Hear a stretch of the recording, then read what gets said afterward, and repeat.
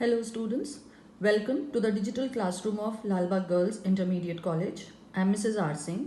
मेरा आज का लेक्चर क्लास 12 स्टूडेंट्स के लिए है। स्टूडेंट्स, इससे पिछले वीडियो में मैंने आपको गणनावाचक उपयोगिता विश्लेषण के बारे में बताया था। आज आप क्रमवाचक उपयोगिता विश्लेषण पढ़ेंगे और उसी के साथ जानेंगे कि इंडिफरेंस कर्व क्या होता है, अनधिमान वक्र रेखा किसे कहते हैं।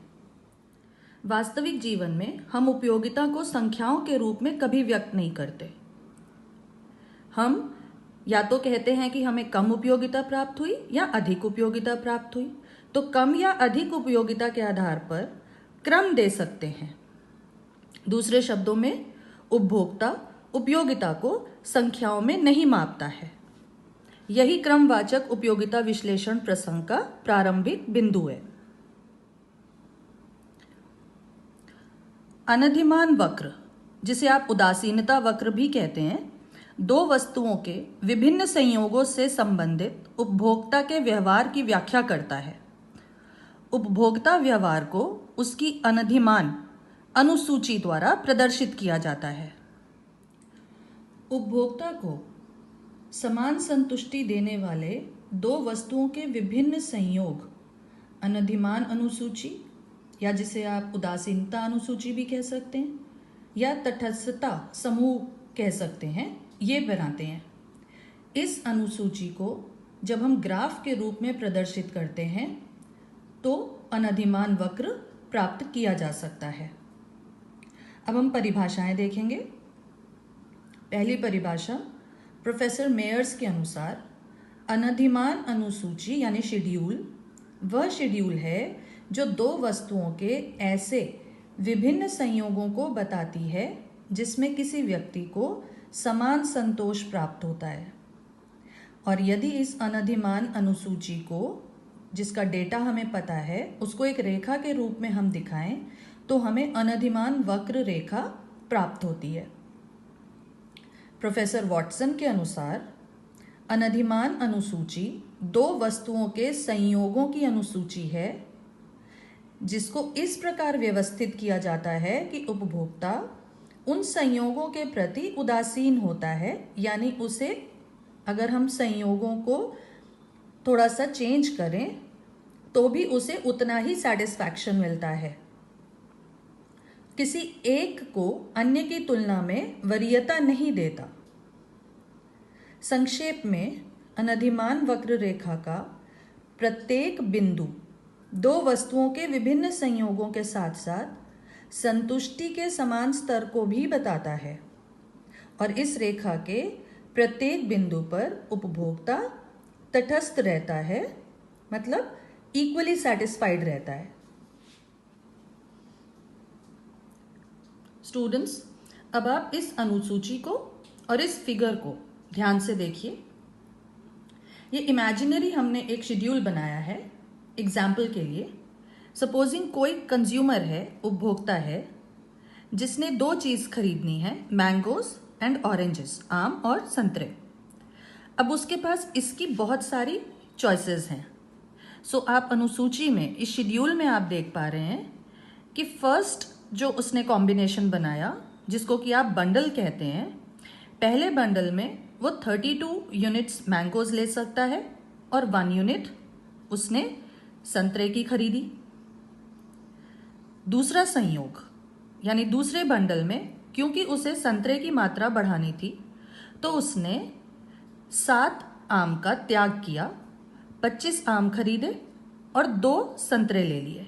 ये दूसरा कॉम्बिनेशन है और इस पर उसको सेम लेवल का सेटिस्फैक्शन मिलता है। तीसरे संयोग में वो क्या कर सकता है, उससे अगर संतरे की मात्रा बढ़ानी है तो उसने इस बार एक और संतरा एक्स्ट्रा लेने के लिए 5 आमों का त्याग किया। चौथे संयोग में 4 संतरे लेने के लिए उसने 4 आम का त्याग किया, और 5वें संयोग में 5 संतरे लेने के लिए उसने कुल 2 आमों का त्याग किया। इससे आपको क्या समझ में आता है? इससे ये समझ में आता है कि उदासीनता तालिका यानी अनधिमान तालिका वह अनुसूची है जिसमें दो वस्तुओं के उन वैकल्पिक संयोगों को दिखाया जाता है जो उपभोक्ता को समान रूप से स्वीकार्य हों। इस प्रकार समसंतुष्टि रेखा समान संतुष्टि प्रदान करने वाले बिंदुओं का पथ है, जिसे आप डायग्राम में देख पा रहे हैं। इस तालिका से यह तथ्य प्रकट हो जाता है कि दो वस्तुओं के मध्य प्रतिस्थापन की दर घटती हुई होती है। इसको आप अब ऐसे समझें कि उपभोक्ता को जब वो संतरे की मात्रा बढ़ाता जा रहा है तो फिर धीरे धीरे संतरे की सीमांत उपयोगिता कम होने लग जाएगी।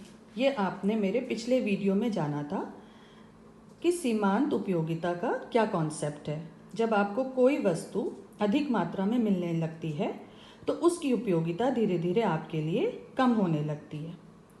तो जैसे जैसे कंज्यूमर ऑरेंजेस की मात्रा को बढ़ा रहा है तो संतरों की सीमांत उपयोगिता घटती जाएगी और उनके बदले में जिन आमों का वो त्याग करना चाहता है उनकी संख्या भी कम होती जाएगी, क्योंकि आमों की संख्या कम होने से उसे अब उनकी उपयोगिता ज़्यादा लगने लग जाएगी और उनकी सीमांत उपयोगिता बढ़ने लग जाती है।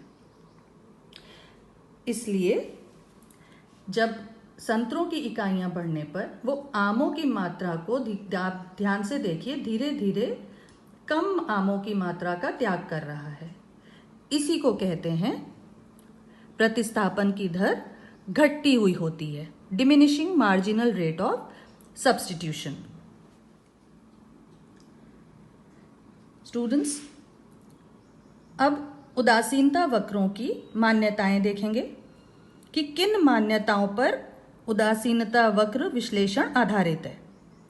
पहला, उपभोक्ता प्राथमिकताओं के आधार पर यह बता सकता है कि वस्तुओं के किस संयोग से उसे अन्य संयोगों की अपेक्षा अधिक संतुष्टि मिलती है या कम संतुष्टि मिलती है। दूसरा, प्रत्येक उपभोक्ता किसी वस्तु की अधिक मात्रा को ज़्यादा पसंद तभी करेगा जब उसे दूसरी वस्तुओं के उपभोग में कोई कमी ना आने पाए।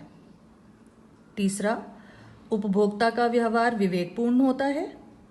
इसका क्या अर्थ है कि वह अपनी सीमित आय से अधिकतम संतुष्टि प्राप्त करने के लिए सदैव प्रयत्नशील रहता है। चौथा, उपभोक्ता की रुचि किसी एक वस्तु में न होकर के विविध वस्तुओं के विभिन्न संयोगों में होती है। और पांचवा, उपभोग की जाने वाली वस्तुओं में एक रूपता पाई जाती है और उन्हें छोटी छोटी इकाइयों में बांटा जा सकता है। This is all for today's lecture students. जो टेक्स्ट मैंने हाईलाइट किया हुआ है, कोशिश करके उसको ध्यान से रीड करके अपने नोट्स बना लीजिए। Thank you for watching.